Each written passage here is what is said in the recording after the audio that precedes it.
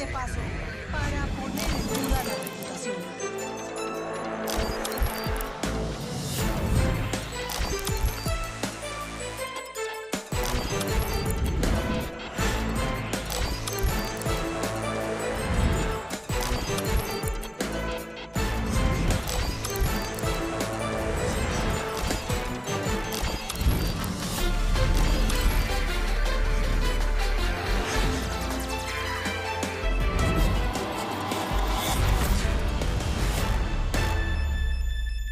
Muy buenas noches y bienvenidos a Los Informantes. Soy María Elvira Arango y aquí estamos como siempre, como todos los domingos, con 3 grandes historias.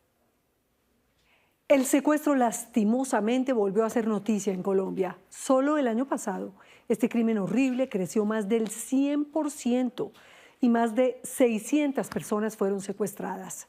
Unos números que nos hacen viajar de regreso al pasado, hace un par de décadas, cuando miles de colombianos eran secuestrados cada año. Entre ellos, cientos de policías y soldados que pasaron años aislados, encadenados, torturados. Este es el vuelo de un mensaje encriptado que llegó hasta la selva y de una canción en clave Morse que llevó esperanza a donde solo había desolación. Imagínense un buen día llegar a su casa y de pronto encontrar la cerradura cambiada y adentro a un extraño muy bien instalado. Bienvenidos al edificio Pombo, en el corazón de Cartagena. El Pombo es una joya arquitectónica construido en 1929 de estilo republicano en el centro histórico que se ha convertido en la versión moderna de la película La Estrategia del Caracol, la invasión de los ocupas. El trabajo de Marcela Fernández es del tamaño de una montaña. Como en nuestro país no hay estaciones y el sol calienta parejito todo el año, tenemos la rareza de tener glaciares tropicales, cimas cubiertas de nieve tan increíbles como frágiles, que se están derritiendo a toda velocidad. Ella y sus cumbres blancas, que reúne alpinistas, fotógrafos, científicos y artistas, se unieron para una misión tan importante como imposible: salvar la nieve. Empecemos.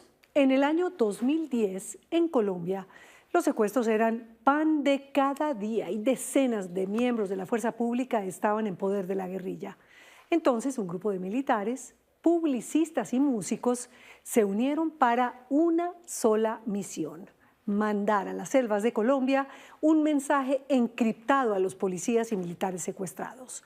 Una operación sin disparos ni muertos y en clave musical. Así nació Días Mejores, una canción compuesta con código Morse.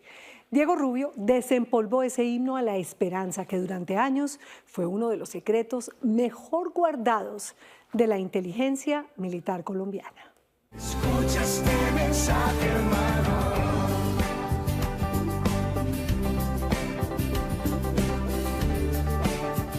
Usted está escuchando una canción. Eso es obvio.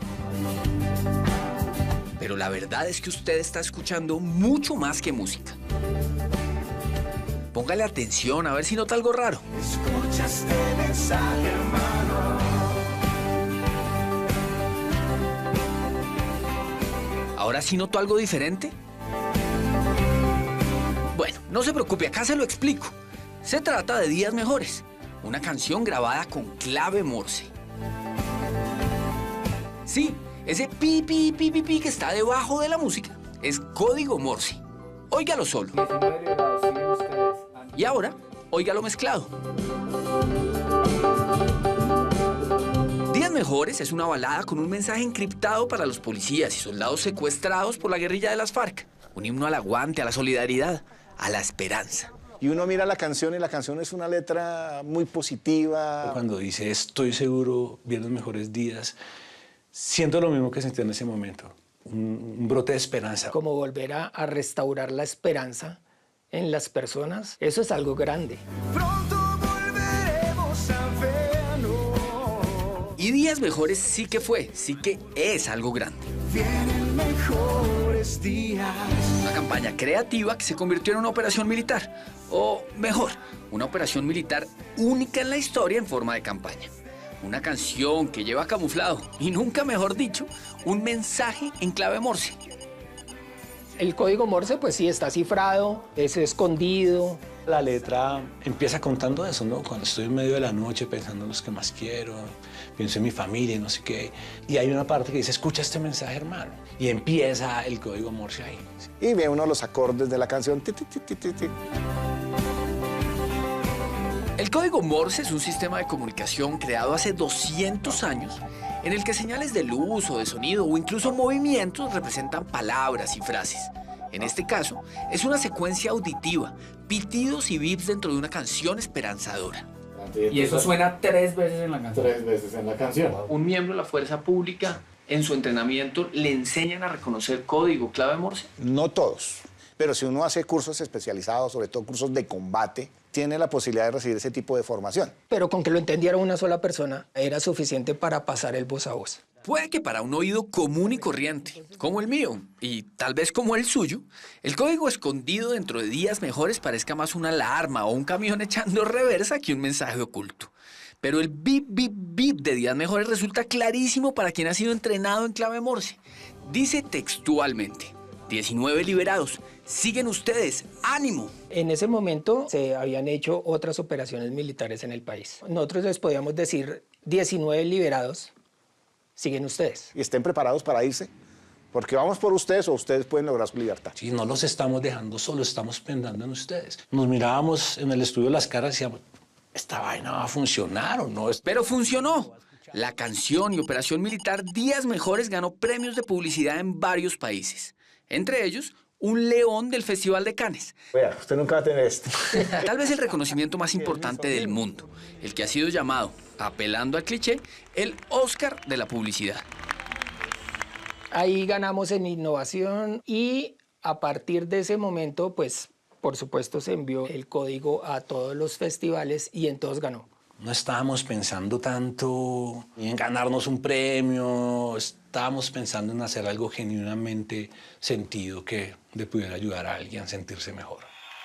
Porque los premios no representan lo importante, al menos no representan lo más importante en esta historia. Lo primordial, lo histórico, es que tuvo un impacto real. Mejor dicho, el mensaje sí llegó a los campamentos donde la guerrilla tenía enjaulados a los rehenes y algunos de los soldados secuestrados lo escucharon. Eso sí, su nombre sigue en reserva por temas de seguridad.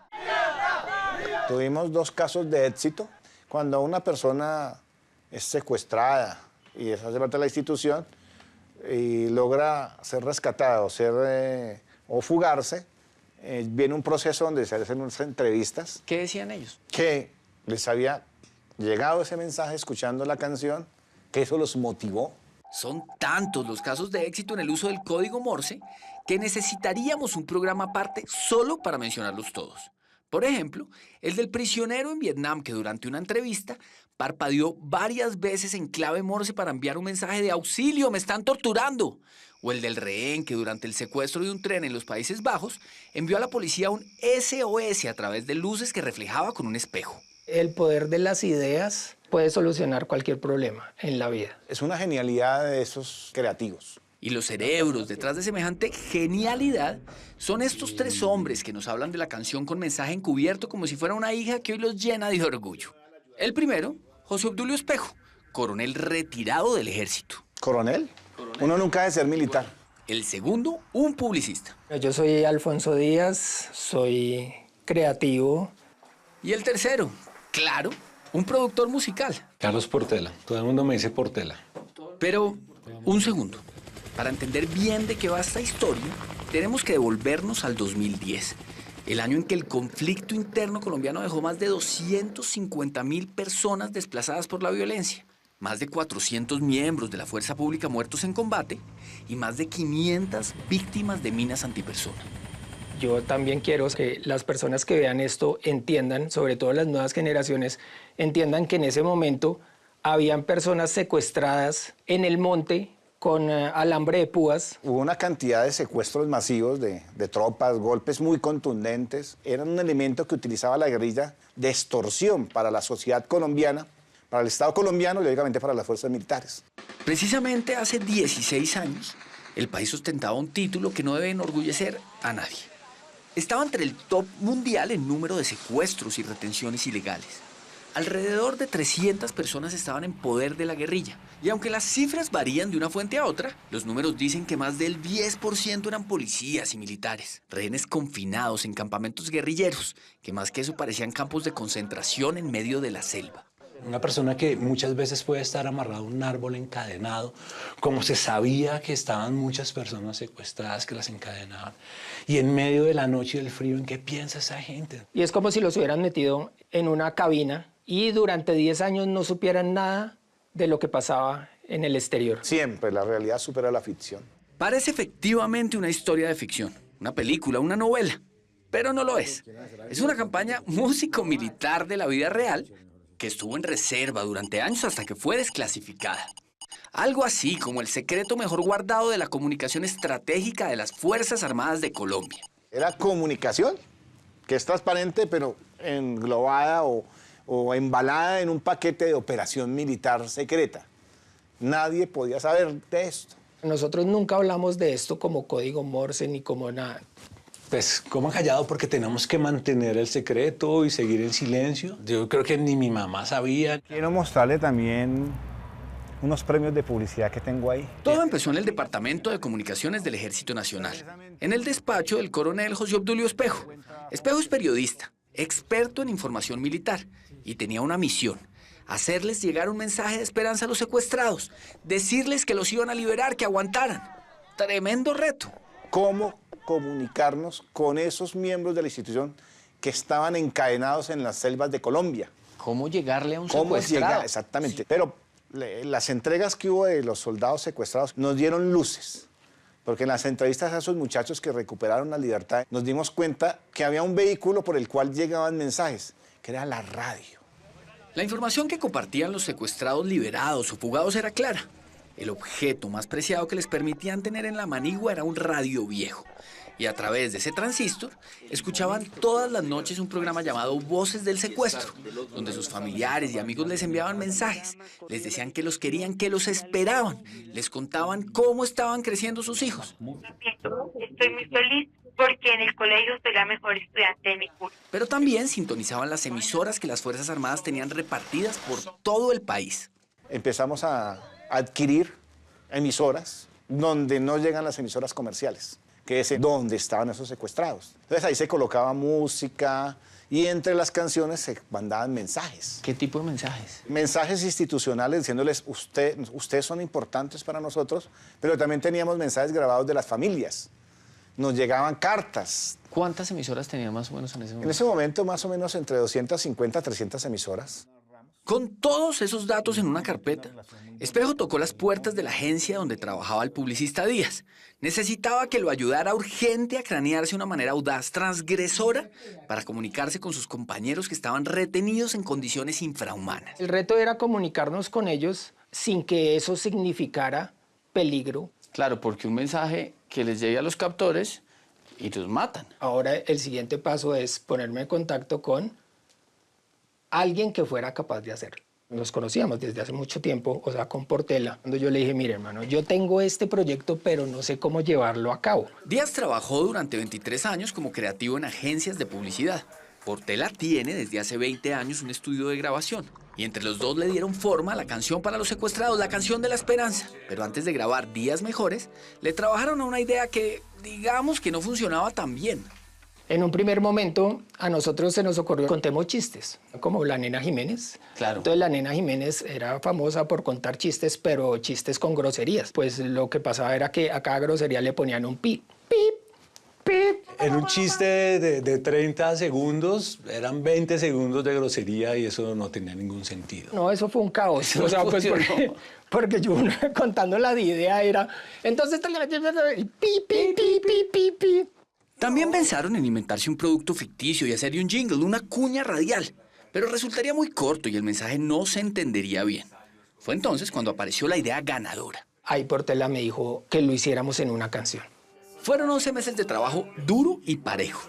Portela y su equipo descubrieron que un oído entrenado en clave Morse puede llegar a entender fácil hasta 20 palabras seguidas. Pensaron en componer un vallenato o una salsa, pero esos ritmos van muy rápido y el código sería muy difícil de descubrir. Y cuando ya acordaron que sería una balada pop, se pusieron a la tarea de ver dónde carajos meter el código. Nosotros dijimos, hay que meterla después del coro en una parte que sea instrumental para que nada distraiga la atención más allá de lo que están escuchando. Y mientras Portela se internaba en su estudio para trabajar en la composición y los arreglos, Díaz escribía la letra. Yo me puse en el sentir de un secuestrado, en un man que está solo, bajo la luna.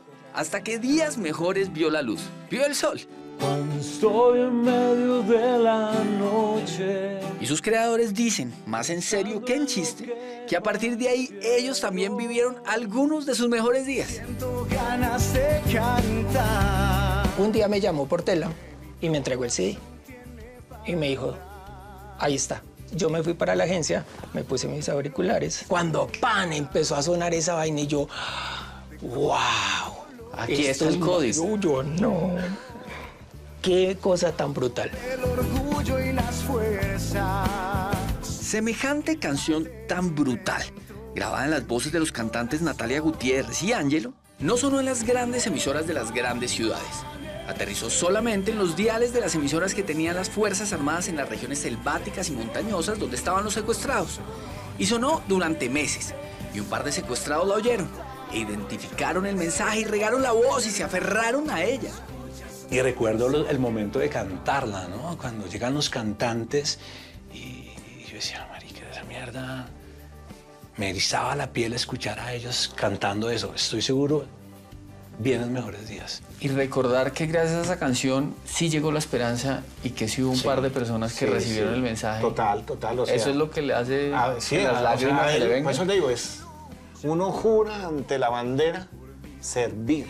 Muchas veces me dieron ganas de llorar, porque eso toca una fibra muy grande. Y hoy, si la oye hoy, no le dan ganas de llorar. Todavía me da cosita, pero... ¿Y cómo no le va a dar cosita? Vienen mejores días. Si días mejores le dio vida a un grupo de secuestrados que serían liberados un par de años después, ¿cómo no emocionarse todavía si una idea que al principio parecía una insensatez terminó en una operación de inteligencia militar en la que no fue disparada ni una sola bala, pero sí un mensaje en clave Morse, en clave de esperanza? Escucha este mensaje, hermano.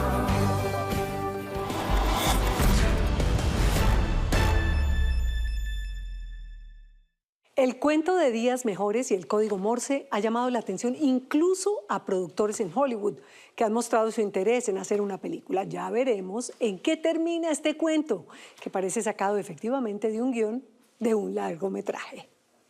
Los espero después de comerciales, la versión moderna de la estrategia del caracol, el fenómeno y la tragedia de los ocupas se instaló en Cartagena. Ya nos vemos. Originalmente el bello edificio Pombo era un edificio de oficinas en una esquina estratégica de la ciudad vieja que fueron luego transformadas en apartamentos y que como una película de terror son blanco de invasores. José Monsalve recorrió el Pombo y muchos de los apartamentos que están en disputa. Este es el fenómeno y la pesadilla de los ocupas en pleno centro histórico de Cartagena. Él ponía los candados de él se apropiaba de estos predios. Y no eran los únicos que el tipo se había apropiado. O sea, el tipo tiene una historia en ese edificio de meterse en los locales del primer piso, de apropiarse de la terraza, de las zonas comunes del edificio. Es un profesional apropiándose e invadiendo los predios que podía en ese edificio. Esta es una de esas historias de no creer. Ocurre nada menos que en el centro histórico de Cartagena, declarado Patrimonio de la Humanidad por la UNESCO. Él ni siquiera es un poseedor, él es un invasor de mala fe. El tipo lo único que quiere es apropiarse, robarse lo que pueda en el edificio. Esto es una copia de las escrituras. Se trata de una disputa entre propietarios legítimos e invasores, pero no invasores de lotes baldíos, sino de apartamentos aquí, en esta joya arquitectónica, en el edificio Pombo, catalogado bien de interés cultural de la nación. Metía gente ahí, alquilaba el apartamento, les cobraba arriendo, yo tenía que responder por los impuestos, yo tenía que responder por los servicios, yo tenía que responder por cualquier daño en el edificio. Ángela vivió un viacrucis como propietaria de un apartamento en el edificio Pombo. Era su sueño para el retiro. Esto fue a través de abogados, personas que revisaron los títulos de los apartamentos, todo en orden para proceder a hacer la compra. que se hizo en el año 2006. Este apartamento tenía 2 balcones hacia afuera, o sea, era el sitio estratégico, era el último piso, encima de la terraza, y la verdad que estábamos muy felices ahí pensando en las remodelaciones y lo que íbamos a hacer ahí. Ángela y un amigo compraron sendos apartamentos en el Pombo. Nuestro amigo, que trabaja en Finca Raíz, se ocupaba de ir a mandarlos limpiar, de mirar a ver qué estaba pasando, de chequearlos. La idea era más adelante remodelar los espacios para disfrutarlos y eventualmente ponerlos en arriendo por temporadas. Me llamó un día y me dice, Ángela, ¿usted cambió las cerraduras, los candados? Y le dije, no, mejor es que no pude entrar. Entonces yo le dije, no, pues rompa todo, porque pues ese apartamento es mío, ¿qué pasó? Y él va a romper candados, está rompiendo candados cuando le llaman la policía. Y aparece este señor, este invasor, y dice que él era el poseedor de esos apartamentos. El señor Electo Cáliz. El señor Electo Cáliz. Ante el aviso de que su apartamento había sido invadido, de inmediato Ángela viajó de Bogotá a Cartagena para apersonarse de la situación, pero terminó conducida a un CAI. Nos llevan a la estación de policía y Electo decía que, ¿cómo así que compran predios y que no hacen nada, los dejan ahí? Electo Cáliz Fernández es el nombre más recurrente en esta historia. Al menos una decena de personas lo acusan de ser un invasor ilegal en serie. El edificio Pombo en la primera planta tiene unos locales comerciales. En el segundo y tercer piso hay 17 apartamentos que inicialmente fueron oficinas. Y luego de la pandemia, con todo este auge del Airbnb, las personas que compraron esas oficinas en buen precio, la convirtieron en apartamentos y hoy tienen unos valores. La oficina más pequeña vale 700, 800 millones de pesos. Entonces, Hugo Solano es vocero de varios afectados. Su esposa, cuñada y suegro son propietarios y señalan a Electo Cáliz de invadir sus propiedades. Estaba aquí en el centro haciendo algunas cosas y decidí por alguna razón que yo pienso que fue algo como celestial que me indicó que estuviera, porque la verdad no tenía ni siquiera planeado. Ingresé al edificio Pombo y cuando voy a ir a la azotea, veo que hay unos letreros y decía en ese momento terraza cuartel del Fijo. Era un rooftop con DJ en vivo y todas estas cosas. Se refiere a la superterraza del edificio Pombo, cuyo propietario es su suegro, el abogado retirado Jorge Rodrigo Manotas. Era una discoteca en la noche que comenzaba desde las 5 de la tarde. Obviamente la impresión mía fue grande, mi suegro no tenía ni idea. Este señor Electo Cáliz, que ya para ese entonces vivía en el edificio Pombo, le había pedido a mi suegro las llaves para mostrar la azotea, porque en ese momento mi suegro estaba tratando de ver si conseguía un comprador para el inmueble. Y resulta que este señor se había quedado con las llaves y montó una discoteca ahí. La terraza del Pombo puede ser una de las propiedades más apetecidas del centro histórico de Cartagena. Nosotros colocamos las denuncias que correspondieron, iniciándose con una querella policial y posteriormente con unas denuncias. A estas alturas no hay en el Corralito de Piedra un bien con semejante tamaño y ubicación. Esa área privada que está ahí, que tiene un único dueño, que es mi suegro, porque tiene la sentencia judicial que lo acredita como heredero, como dueño. La placa tiene en total 1.300 metros cuadrados. Esa placa fue construida, fue diseñada para construirse 17 oficinas. O sea que el potencial que tiene de construcción es enorme. Así es, hasta 17 oficinas que ahora vendrían a ser apartamentos se podrían construir allí. Y lo más espectacular, la vista panorámica. Es el edificio más alto de toda la manzana. Hacia el norte está el mar, entonces tiene una vista espectacular. Por donde tú la mires, tiene vista 360 grados, o sea, tiene vista a la Torre Reloj, tiene vista a Boca Grande, tiene vista hacia el aeropuerto, tiene vista hacia el centro de convenciones. Pero las invasiones que se dan en el Pombo no son para que familias sin hogar tengan un techo donde sobrevivir. Son para rentar en dólares desde el primer día. Esta plataforma Airbnb, Booking.com, ellos no exigen documentos, ellos no le piden al propietario escritura, nada de esas cosas. Entonces ellos arrancan con su proceso de invasión y paralelamente ya están rentando el apartamento. El invasor se vale de argucias y de la lentitud del sistema legal para salirse con la suya. El paso inicial es invadir y que no lo pillen en las primeras 48 horas. Desafortunadamente la ley en Colombia ha sido bastante laxa. Parte de la premisa que un bien, si tú no estás 100% encima de él, entonces es de cualquier otra persona. Si el propietario advierte que su bien fue invadido, tiene hasta 48 horas para entablar una querella por despojo de la posesión ante el inspector de policía presentando un relato de los hechos y pruebas. Si lo logra, la policía puede expulsar de inmediato al invasor. Pero si pasan esas 48 horas, lo que procede es una querella por perturbación de la posesión y esa ya toma meses y en Cartagena hasta años. Ese invasor que está ahí, pasadas las 48 horas, tú lo tienes que llevar ante la inspección a través de lo que se llama una querella por perturbación a la posesión. A través de esa querella, tú tienes que ir a demostrar ante el inspector que tú eres el verdadero dueño y es un proceso complejo que, yéndote bien, puede demorar un año o más. Lo que empezó como una simple ausencia se torna en un laberinto burocrático favorable al invasor. Luego de que tú vas a la querella, lo más probable es que el inspector, porque no tiene las capacidades legales ni jurídicas para determinar quién es el verdadero dueño, entonces envía el proceso a la justicia civil, es decir, a un juez. En este punto el propietario perdió ya hace mucho el control directo de su bien que está en poder del poseedor. Hasta ese momento él es un invasor, pero en el momento en que tú aceptas que ese invasor está en tu propiedad, él pasa de ser invasor a poseedor, entre comillas, hasta que no se demuestre lo contrario. Y con la admisión de la demanda, ese invasor va a la Oficina de Instrumentos Públicos, radica esa admisión de la demanda y automáticamente sobre ese bien inmueble queda un veto, un freno que queda ahí hasta que se resuelve en la última instancia ese litigio. Y ese litigio tiene primera instancia, segunda instancia, eventuales acciones de tutela y en cada etapa innumerables recursos dilatorios. Y eso puede durar entre 2, 3, 4, y hemos tenido casos, por ejemplo, aquí en este edificio Pombo hay un caso, ese gringo lleva 14 años tratando de recuperar esa propiedad. Nightmare. 13 years. When I started this evolution, I was in my 50s. I am now in my mid-70s. I've spent 24.5% of my entire life trying to reclaim my condo that I paid for. 24% of my life. I'm 73 years old.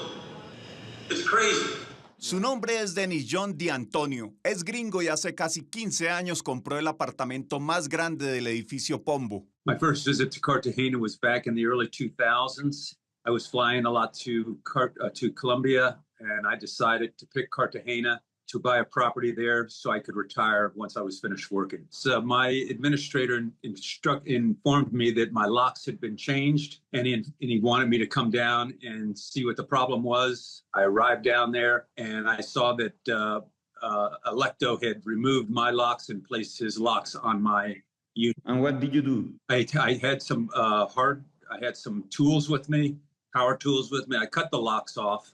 When I was there, he appeared along with 3 of his thugs. And as I proceeded to cut the locks off, I was able to remove them and step into my apartment for a very short period of time, at which time I then walked out. And before I had a chance to look around, he had one of his thugs put another lock back on the unit. No pudo disfrutar de su inversión ni un solo día. Sus planes de jubilación se frustraron. No comprende cómo en Colombia un invasor tiene más derechos que un propietario. My apartment right now has been subdivided into 2 units, and Electo decided he was going to rent my properties short term.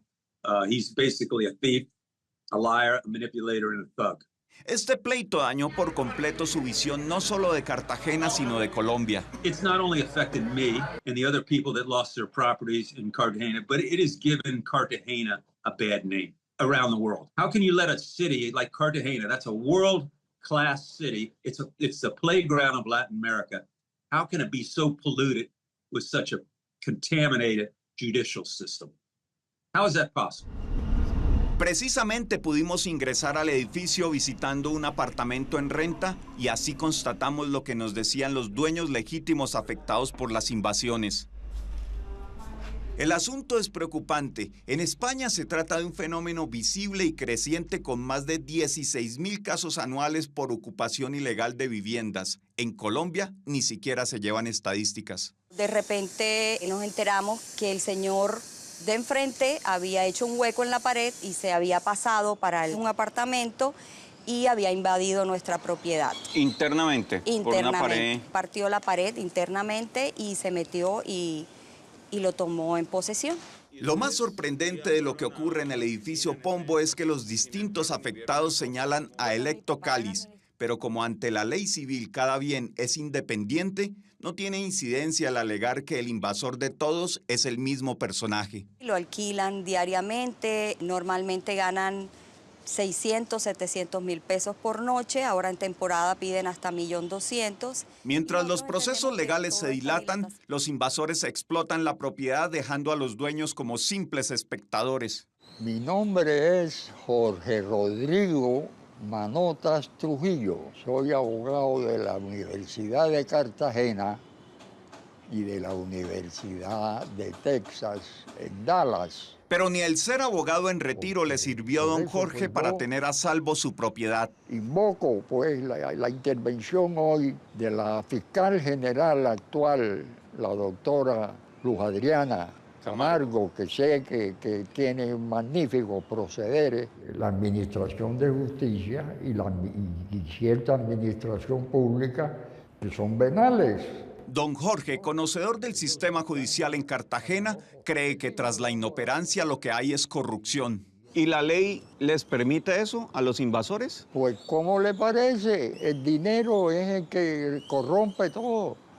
Pasan por encima de la ley y de todo. Y es lo que ha sucedido acá. Don Jorge consiguió que su terraza no siga siendo usada como discoteca, pero aún no la puede recobrar. Ni siquiera puede asomarse por allá. ¿Usted puede visitar, ir al edificio Pombo? Ahora mismo no, en absoluto. No. Buscamos en el edificio Pombo a Electo Cáliz y luego lo contactamos a su teléfono para solicitarle una entrevista. Inicialmente aceptó y acordamos una cita, pero poco antes del encuentro canceló. Al final nos dijo por mensaje que para hablar de los problemas del edificio deberían estar presentes todos los propietarios. Tratamos de insistirle llamándolo, pero no tuvimos respuesta. No contesta. De Electo Cáliz se puede encontrar un centenar de registros en los juzgados. Figura una y otra vez como demandado o demandante. Su nombre es paisaje en la saturada justicia cartagenera. Tampoco el gringo Denis ha conseguido recobrar su apartamento, ni Marcela. Aquí está el fallo, proceso de pertenencia. Esto es Electo, que pierde también ese proceso. La única que ha purgado todo el viacrucis y que ha conseguido recobrar su apartamento es Ángela. Eso sí, le tomó más de 2 lustros. El tribunal confirma la sentencia de primera instancia de la juez. Ángela derrotó a Electo Cáliz, quien del mismo modo pretende quedarse con otros inmuebles del Pombo. Este es el fallo en segunda instancia. Confirmar la sentencia del 13 de noviembre de 2018 dictada por el Juzgado Segundo Civil del Circuito de Cartagena por las razones esbozadas en esta providencia. Triunfó, pero ante el riesgo latente de volver a ser invadida, de inmediato vendió el apartamento. ¿Y cuando lo vende, siente un fresquito? Todos. Todos los frescos del mundo. El caso del edificio Pombo, el de tu casa es mi negocio, requiere acciones eficaces de las autoridades. Que la justicia aparezca, aunque ya tarde, antes de que en Colombia el lío de los ocupas se vuelva una problemática social como lo es en España.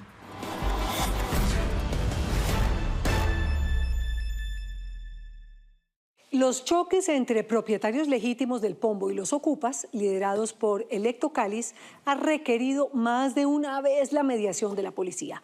Los jueces tienen la última palabra, que es muy urgente para sentar jurisprudencia, sobre todo para que este fenómeno de ocupas no se repita en otras ciudades en Colombia. Mañana es tarde. Los espero después de comerciales. La mujer de las nieves y su lucha para salvar los glaciares. Ya nos vemos. Es tal el impacto de su trabajo que hace algunos meses la colombiana Marcela Fernández fue escogida entre las 100 mujeres más influyentes del mundo. Y es que es una lástima que aquí pocos saben quién es. El hombre de las nieves es ficción En cambio, ella es ni más ni menos que la mujer de las nieves. Héctor Córdoba y el equipo de Los Informantes salió en una travesía hasta el Nevado Santa Isabel, el glaciar tropical que, según los expertos, es el próximo en desaparecer en Colombia. Así se respira a casi 5.000 metros sobre el nivel del mar.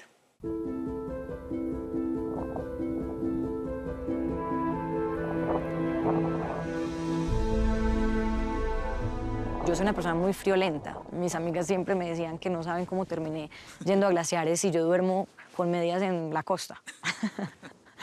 Pero a veces uno no escoge los llamados. Y yo creo que trabajar por los glaciares es también honrar los ancestros. Va muy conectado con la desconexión que tenemos de dónde viene el agua. ¿De dónde viene el agua que tomamos? La gran mayoría de personas no sabrían responder esta pregunta. Entonces, al final, si estamos conectados con el agua, estamos conectados con nuestras emociones. Somos 70% agua. Técnicamente somos un glaciar andante. Hace miles de años, mucho antes de que Marcela Fernández subiera por primera vez a una cumbre nevada, el Santa Isabel ya guardaba el secreto más viejo del mundo. Aquí es donde nace el agua. Marcela nació en Medellín, tiene 35 años y la mayor parte de su vida se la pasa hablando de montañas, de cumbres y con mucha razón. Todo Parque Nevados tiene espleta hawaiana, entonces... La Tierra tiene 1.386 millones de kilómetros cúbicos de agua y menos del 3% es dulce. Hoy más de 2.000 millones de personas no tienen agua potable y para el 2050, según la ONU, más de la mitad de la humanidad sufrirá escasez severa. Y si uno es 70% agua, el asunto debería importarle, y mucho. ¿En qué momento usted la pica ese bichito de las montañas, de los glaciares, de los frailejones? Realmente me pica a raíz de la ignorancia, de no saber que nuestro país tenía o tiene 6 glaciares tropicales y tenía 8 glaciares del siglo pasado. Abro un artículo en el periódico local de mi ciudad, de Medellín, y es una entrevista con Jorge Luis Ceballos, nuestro único glaciólogo, trabajó mucho tiempo en el IDEAM, y un gran montañista colombiano. Y esa conversación habla sobre la extinción de los glaciares tropicales colombianos. Y yo no tenía ni idea que era un glaciar, ni mucho menos un glaciólogo, y yo supe en ese momento que si yo no sabía, posiblemente muchos colombianos tampoco. Y es triste saber que algo está desapareciendo y que no hay conocimiento sobre su existencia. Marcela no era montañista ni científica, nunca había subido a un nevado y sin embargo terminó caminando todos los glaciares que le quedan a Colombia, que no son muchos. El país tuvo 14 en el siglo XX, hoy quedan 6. El hielo que cubría 348 kilómetros cuadrados en 1850 hoy no llega a 31. Para entender la dimensión, es como si Bogotá entera se hubiera derretido, despacio, sin que nadie se diera cuenta. Después de recorrerlos todos, salió a buscar a los mejores: fotógrafos, biólogos, alpinistas, ambientalistas, y con ellos fundó Cumbres Blancas, un movimiento internacional que muestra el derretimiento de los glaciares y trabaja por restaurar los páramos, los ecosistemas de alta montaña que sostienen la vida de millones de personas. Manos unidas. Permanecen unidas. Permanecen unidas. 1, 2, 3. ¡Cumbres Blancas! ¿Qué es un glaciar? Son los mártires del cambio climático, son los que nos están alertando y avisando que el termómetro está muy caliente.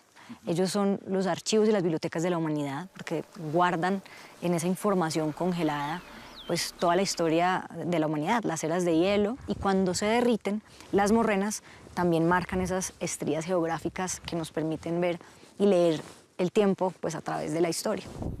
Los glaciares almacenan cerca del 70% del agua dulce del mundo. Cuando se derriten, nadie se salva. En unas regiones, las temperaturas se disparan y en otras, las lluvias no dan tregua. He escuchado decir que los glaciares tropicales son una rareza. Sí.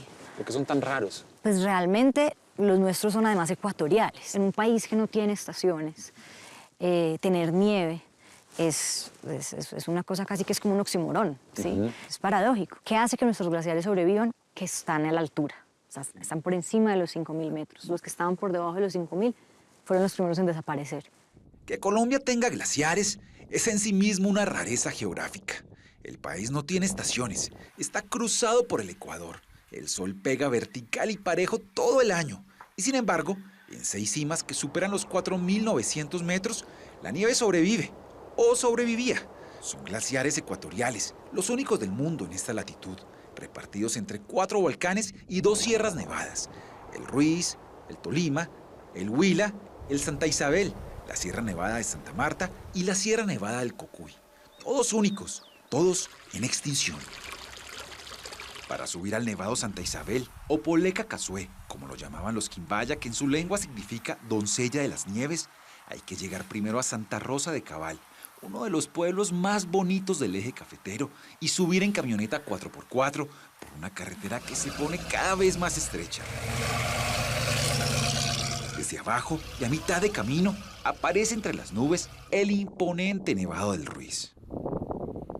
4 horas después, llegamos al refugio El Cisne, a 4.200 metros sobre el nivel del mar.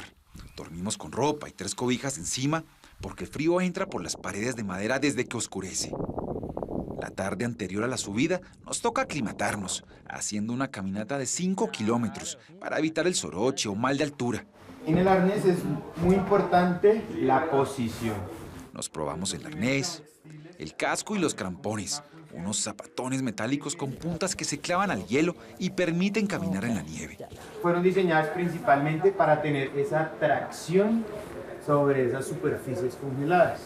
Comemos liviano, sin café, sin dulce y tomamos mucha agua.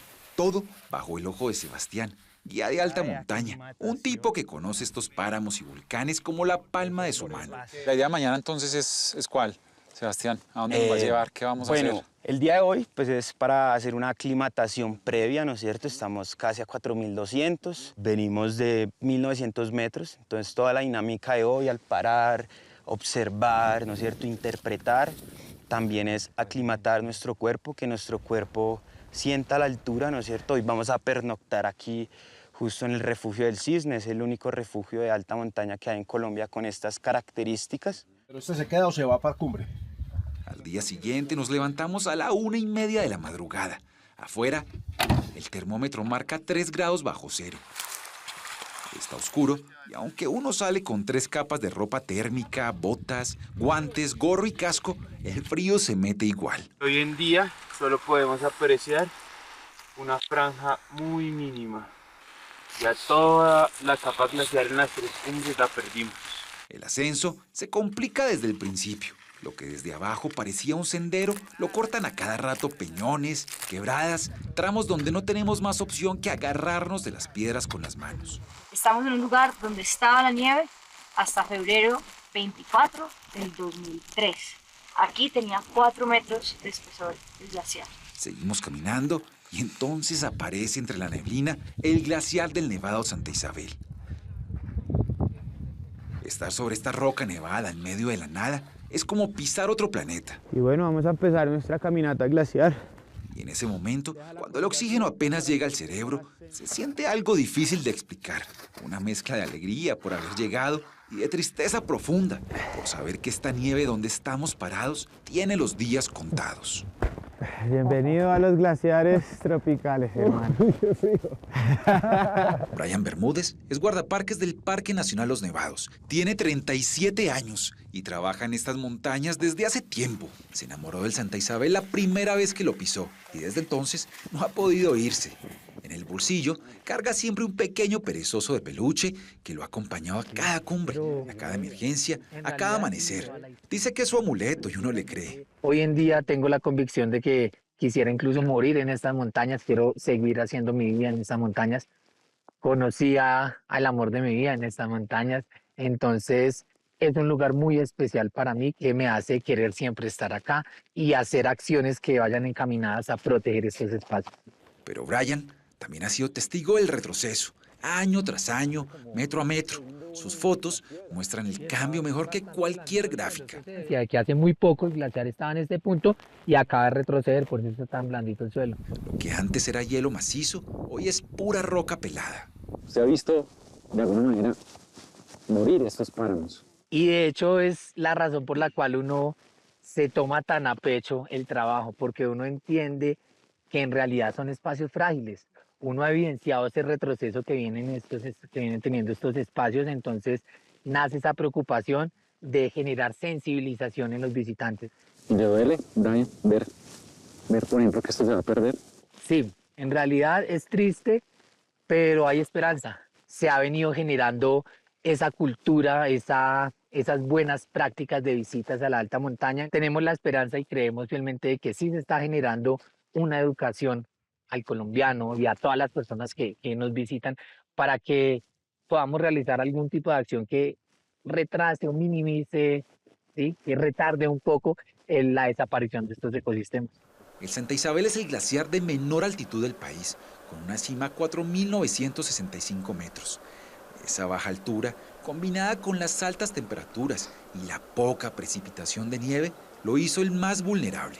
Entre 2022 y 2024 perdió el 45% de su superficie. Se dice posiblemente que este año, este glaciar, este relicto glaciar, este remanente, podríamos estar hablando que en agosto ya no está.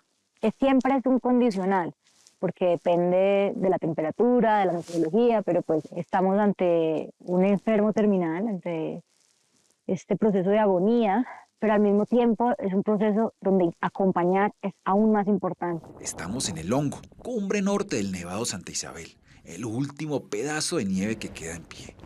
Lo que fue un glaciar de casi 30 kilómetros cuadrados en 1850 son hoy apenas 16 hectáreas de hielo. Según el IDEAM, podría extinguirse antes del 2030. Sería el 7º nevado que Colombia pierde para siempre. Muchas personas dicen que si este es una temporada seca, es muy probable que este pudiera llegar a ser su último año. Pero ¿qué ha logrado en nosotros este lugar? Aquí nació un movimiento global que honra los glaciares del mundo. Aunque el descongelamiento no tiene reversa, el páramo que rodea el glaciar sí puede recuperarse. Por eso Marcela y su equipo crearon viveros en distintas partes del país con especies propias de la alta montaña. El frailejón sobre todo, esa planta que crece 1 centímetro por año, que filtra y regula el agua que baja a las ciudades. Solamente hay páramo en pocos países, frailejón solamente tiene en Colombia, Ecuador y Venezuela. Entonces, ¿qué podemos hacer? Nosotros lo que hemos querido hacer es empezar a propagar esas semillas de frailejón, esas especies de frailejón que son endémicas y que están en mayor peligro. Hoy tenemos más de 12 viveros en diferentes complejos de páramos. El sueño es llegar a tener los 37 complejos de páramos cubiertos, a tener las más de 30 especies en peligro crítico de extinción en propagación. El frailejón no es solo una planta del páramo. Para Marcela es como un hijo que lleva tatuado en la piel. Y fue por todo esto, por su lucha por estas montañas, que la BBC la incluyó en su lista de las 100 mujeres más influyentes e inspiradoras del mundo.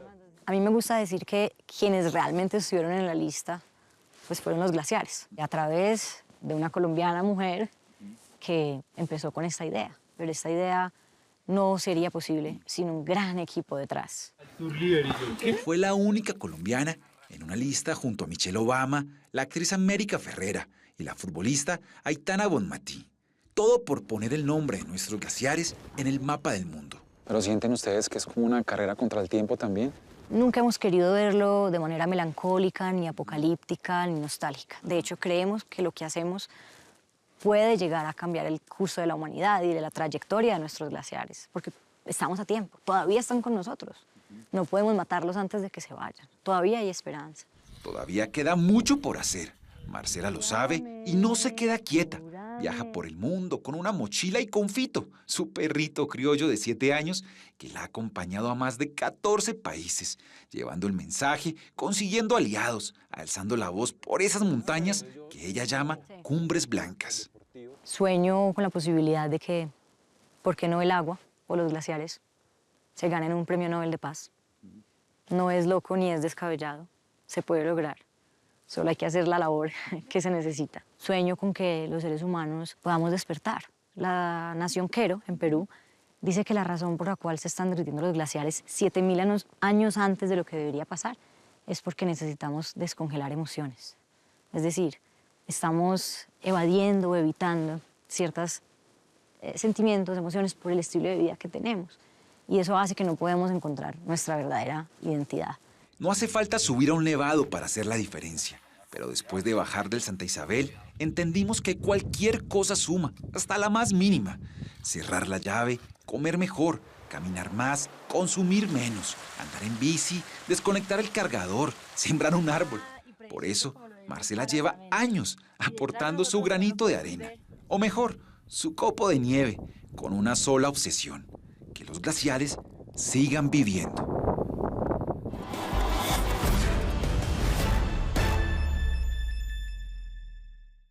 Marcela y Cumbres Blancas lanzarán por primera vez una convocatoria que quiere llegar a los más de 40 países del mundo que tienen glaciares para escoger 18 jóvenes líderes para que vengan a Colombia, para que hagan expediciones y encuentros con comunidades para impulsar nuevas acciones de conservación.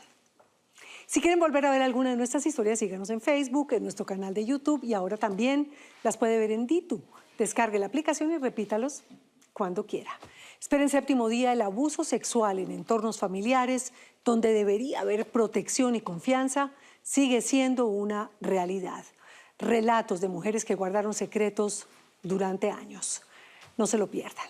Nosotros nos vemos como siempre. Los espero el próximo domingo con otras 3 grandes historias. Buenas noches. Que descansen.